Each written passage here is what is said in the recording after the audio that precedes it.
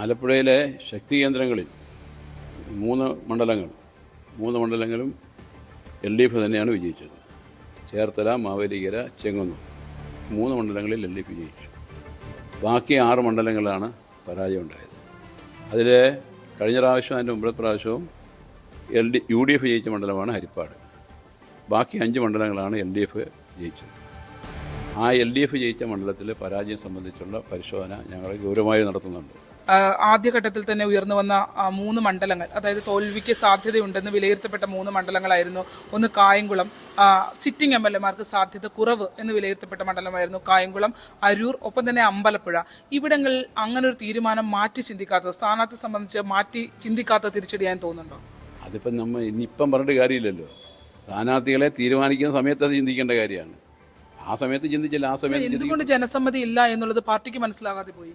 അല്ല, അവർ sitting MLA-മാരാണ്. Sitting MLA-മാരായതുകൊണ്ട് ആ sitting MLA-മാരെല്ലാം മത്സരിക്കട്ടെ എന്നുള്ള പൊതു തീരുമാനം വന്നപ്പോൾ അതിൻ്റെ അടിസ്ഥാനത്തിൽ നമ്മൾ മത്സരിപ്പിച്ചതാണ്.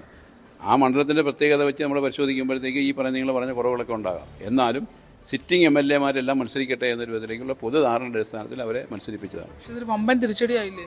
അതിപ്പോൾ തിരിച്ചടിയായി. അപ്പോൾ അത് ആ തീരുമാനം എടുത്തതിൽ എന്തെങ്കിലും പ്രശ്നം ഉണ്ടെങ്കിൽ തിരുത്താം, അതിലേ പറ്റുള്ളൂ.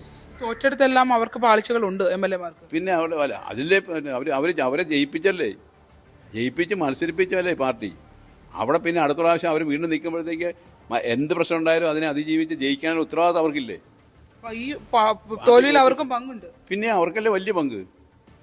അവർക്ക് വലിയ പങ്കുണ്ട്. കാരണം വെച്ചാൽ അവർ പാർട്ടി ഏൽപ്പിച്ചെന്താ 5 വർഷക്കാലം MLA 10 വർഷക്കാലം അവിടെ ഭരിക്കുമ്പോൾ അതിൻ്റെ അടിസ്ഥാനത്തിൽ പാർട്ടിയെ സ്ട്രെങ്തൻ ചെയ്യണം. അല്ലാണ്ട് അവരെ സ്ട്രെങ്തൻ ചെയ്യല്ല, പാർട്ടിയെ സ്ട്രെങ്തൻ ചെയ്യണം. അതാണ് ഓരോ ജനപ്രതിനിധി ചെയ്യേണ്ടത്. ആ സ്ട്രെങ്തനിങ് നടന്നില്ല. പാർട്ടി ദുർബലപ്പെടുത്തുകയാണ് ചെയ്തത്. സാധാരണ രീതിയിൽ നമ്മുടെ പാർട്ടി ലീഡർഷിപ്പുള്ളവരൊക്കെയാണല്ലോ ജനപ്രതിയായിട്ട് വരുന്നത്. അങ്ങനെ വരുന്ന ജനപ്രതികളെല്ലാം ജനങ്ങളോടൊപ്പം നിന്ന് ജനങ്ങളുടെ കാര്യങ്ങൾ മനസ്സിലാക്കി ജനങ്ങളും നമ്മളുമായിട്ടുള്ള ബന്ധം കൂടുതൽ ദൃഢമാക്കാനും പാർട്ടിയുടെ കരുത്ത് വർദ്ധിപ്പിക്കാനും ഇടതുപക്ഷ ജനാധിപത്യ മുന്നണിക്ക് ആകെ മുന്നേറാനും കഴിയുന്ന സാഹചര്യം ഒരുക്കി അടുത്ത തെരഞ്ഞെടുപ്പ് വരുമ്പോഴും നേരത്തെ കിട്ടിയതിനേക്കാൾ വലിയ ഭൂരിപക്ഷം ജയിക്കണം. അങ്ങനെ പലരും ജയിച്ചിട്ടുണ്ടല്ലോ. അങ്ങനെ ജയിച്ചിട്ടുണ്ട്. അങ്ങനെ നോക്കുകയാണെങ്കിൽ ചേർത്തലയൊക്കെ നിലനിർത്തി പോന്നു. ചേർത്തല നിലനിർത്തി, ചെങ്ങന്നൂർ എന്നില്ലേ, ചെങ്ങന്നൂർ നിലനിർത്തി, ചേർത്തല നിലനിർത്തി, മാവേലിക്കര നിലനിർത്തി. അവിടെ ഇവർക്ക് 3 നിലനിർത്താൻ കഴിയുമെങ്കിൽ ഇവർക്ക് എന്താ നിലനിർത്താൻ കഴിയാമെന്ന്?